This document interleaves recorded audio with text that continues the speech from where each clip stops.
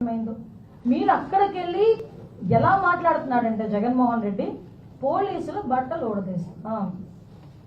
నిజంగా దమ్మున్నవాడు ఎస్ఐ బయటకు వచ్చి ఎస్ఐలు అదేవిధంగా మహిళా పోలీసులు కూడా బయటకు వచ్చి ఏ రకంగా మాట్లాడుతున్నారు అని ఒక ఎక్స్ సీఎంని నిలదీసే పరిస్థితి వచ్చిందంటే సిగ్గుపడాలి ఈరోజు జగన్మోహన్ రెడ్డి.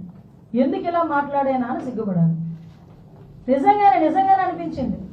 ఒక పోలీస్ కాకి చొక్కా ఒంటి మీదకి రావాలంటే ఏదో బయటికి వెళ్ళి సిఎంఆర్లోనో లేకపోతే ఎక్కడో లక్కీ షాపింగ్ మాల్కో లేకపోతే ఇంకో షాపింగ్ మాల్కి వెళ్ళి కొని తెచ్చుకున్నంత ఈజీ కాదు. కాకి బట్ట చొక్కా మీద పడ్డం అంటే ఆ కాకి చొక్కా పోలీస్ కానిస్టేబుల్ దగ్గర నుంచి ఐపీఎస్ వరకు కాకి చొక్కా ఒంటి మీద పడాలంటే ఎగ్జామ్స్ రాసుకొని రన్నింగ్లు పాస్ అయ్యి వాళ్ళు బాడీ ఫిజికల్ ఫిట్నెస్కి వాళ్ళు పాస్ అయ్యి అదేవిధంగా ఇంటర్వ్యూలకి అటెండ్ అయ్యి కఠోరమైన శ్రమ చేస్తే తప్ప ఆ పోలీస్ చొక్కా ఒంటి మీదకి రాదు, ఆ కాకి చొక్కా ఒంటి మీదకి రాదు.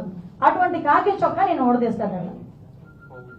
అది కూడా ఒక ఎక్స్ సీఎం మాట్లాడే భాష ఏమిటో నాకు ఒక అర్థం కావట్లే. అందులో ఆడవాళ్ళు ఉన్నారు.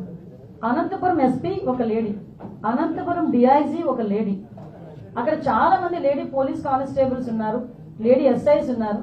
అలాంటి వాళ్ళ గురించి బట్టలు ఊడదీస్తాం అలాగే ఇలాగా మాట్లాడుతూ ఉంటే సిగ్గనిపించట్లేదా? సంస్కారమైనా అది?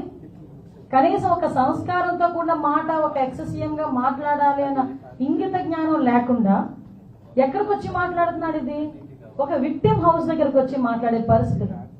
ఎవరి గురించి వెనకేసుకొస్తున్నాడు? ఒక పోసాని కృష్ణమురళి గురించి, ఒక నందిగాం సురేష్ గురించి వెనకేసుకొస్తున్నాడు. మేము ఈ రోజు ఇందాక మేము చెప్పాం, ఎమ్మెల్యేలు ఎంపీల గురించే మాట్లాడాం.